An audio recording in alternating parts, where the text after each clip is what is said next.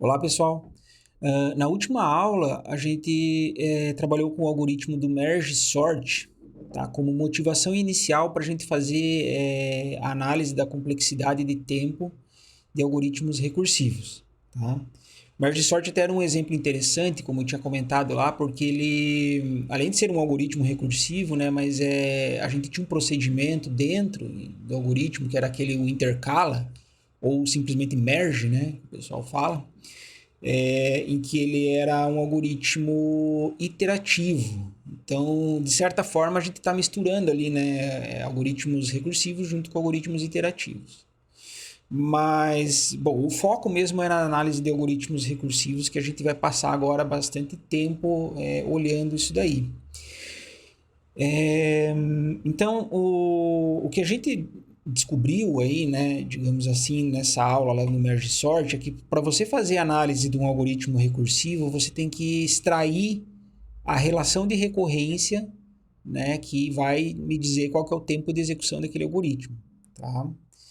Então, a aula de hoje é justamente para a gente entender um pouquinho mais como é que funciona essa história aí da a relação que você tem entre algoritmos recursivos e relações de recorrência, tá? E o que você tem que fazer aí com essas relações de recorrência depois que você acha elas. Essa é uma aula bem legal porque ela te dá um panorama geral assim de como é que funciona essa análise de tempo, né, da complexidade de tempo de algoritmos recursivos, relações de recorrência e a solução das relações de recorrência. Só que a gente vai olhar bem por cima, né? E aí, para pegar os detalhes mesmo, a gente vai precisar de mais algumas aulas, principalmente na hora que a gente for focar aí na solução das relações de recorrência.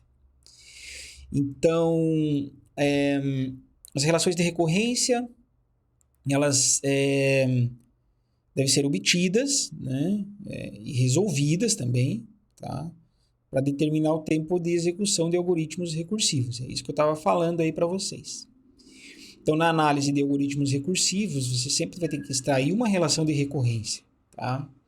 Então, as perguntas como que eu faço para obter essas relações de recorrência e depois que eu obter ela, como é que eu faço para resolver? Né? Porque lembra que uma relação de recorrência é uma função, né, definida em termos dela mesma, né? Por exemplo, isso daqui, tá? Não podemos esquecer também que a relação de recorrência ela sempre tem que ter um caso base, né?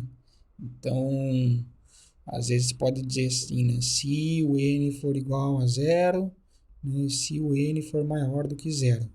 Tá? Então, a relação de recorrência sempre tem os critérios de base e a própria definição recursiva dela aqui.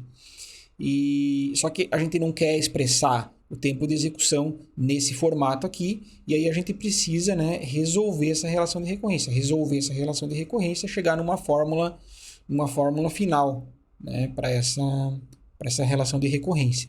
Tá? Uma fórmula fechada, que não é dependente da própria definição recursiva. Tá? Então vamos olhar um pouquinho mais com calma isso daí. Então, tá. Vamos primeiro assim entender como é que a gente faz para extrair as relações, né, de recorrência do algoritmo, obter as relações de recorrência. Então, eu vou chamar aqui de T de n, tá, o tempo de execução do algoritmo para uma entrada de tamanho n. Tá? Sempre lembrando que é em relação ao tamanho da entrada, né? N tem que ser o tamanho da entrada. E para cada problema, a tua entrada ela se comporta de um jeito. Né? Se for, a gente já viu, se for problema de... Você está trabalhando em cima de um vetor, por exemplo, no problema de ordenação, é o tamanho do vetor.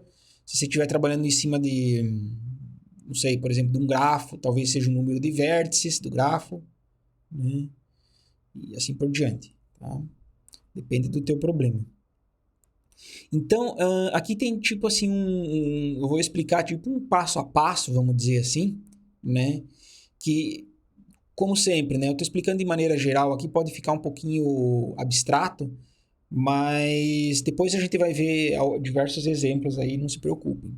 Tá? Então, assim, ó, esse passo a passo funciona assim. Para obter as relações de recorrência a partir de um algoritmo recursivo, primeira coisa que você tem que fazer é descobrir qual que é a entrada e qual que é o tamanho n dessa entrada, tá? Eu já tinha comentado isso antes ali.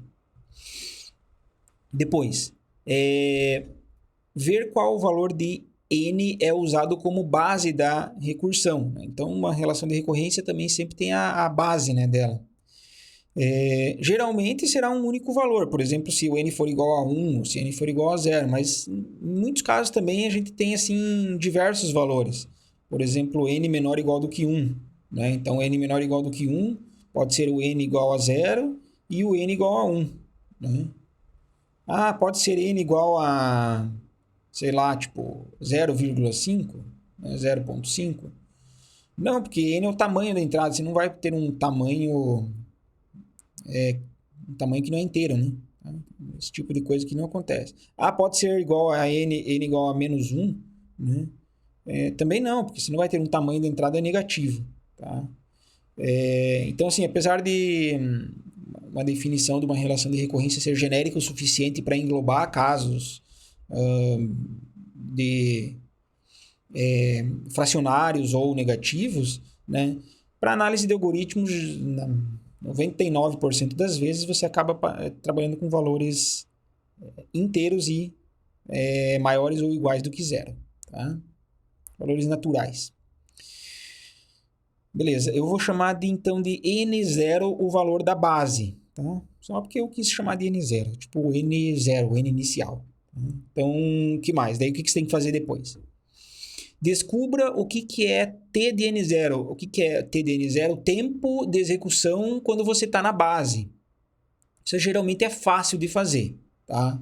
Então, na base do teu algoritmo, geralmente você não faz muita coisa, né? Você só faz um teste, às vezes, para saber que teve que parar ali, né? Que você está no critério de base. Então, você pode dizer assim que, por exemplo, o tempo de execução na base, no N0, ele é igual a C, porque você faz um trabalho constante na maioria das vezes. Tá? Então, você pode geralmente usar uma constante C, mas às vezes um número específico será necessário. Tá? Às vezes você vai querer colocar que o T de N0 é igual a 1 ou igual a 0. Tá? Isso depende muito ali do que você está fazendo. Né? Mas, geralmente a gente coloca C, porque C é uma coisa genérica, né? Uma constante, tempo constante. Tá? E depois?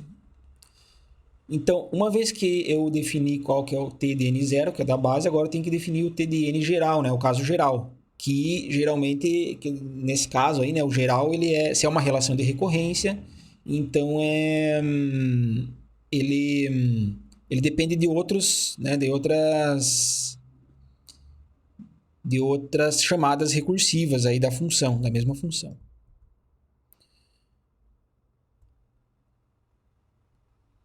Então, o TDN geral será geralmente a soma de outros TDK, tá? Que são as chamadas recursivas. Somado com o resto do trabalho executado pelo algoritmo. Tá? Então, às vezes, você tem que... Se vocês lembrarem lá no Merge Sort, a gente tinha assim, né? TDN é igual a T de N sobre 2 piso mais T de N sobre 2 teto mais um θ de N. Né? Então, é igual está escrito aqui, né? Vai ser a soma dos outros TDK, no caso que os outros TDK são esses dois aqui, tá? Que são as chamadas recursivas. A gente lembra que no Merge Sort a gente tinha duas chamadas recursivas, somado com o resto do trabalho executado pelo algoritmo. O que é o resto do trabalho executado pelo algoritmo? É esse cara aqui, que era o merge, né? O intercala. Tá? Geralmente, as chamadas recursivas irão resolver A subproblemas de tamanho f de n. Tá? Então, não se assustem aqui com esse jeito aqui, né, de escrever aqui, né? Fornecendo o termo A vezes T de f de n. Quem que é A aqui no Merge Sort? Bom, se a gente ignorasse esses pisos e tetos aqui, né? Tipo assim. O que a gente vai ver só mais pra frente, que dá pra fazer isso, mas a gente tem que chegar até lá, né? Mas assim, aí eu teria duas chamadas iguais aqui, né? Essa e essa daqui. Tá? Então, o meu A seria igual a 2 E qual que é o f de n, né? O f de n tipo, f de n é porque você dividiu o n por 2, tá? Então tá aqui o f de n, tá?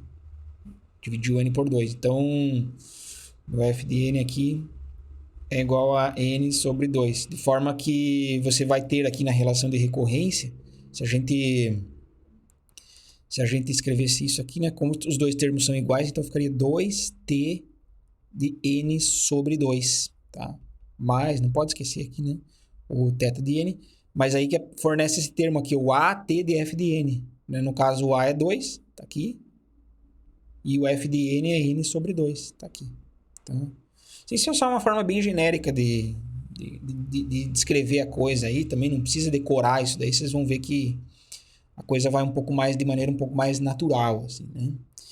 Mas esse daqui seria tipo um passo a passo aí. É legal você ter isso daí em mente, assim, ou na hora que você tá lá querendo extrair uma relação de recorrência,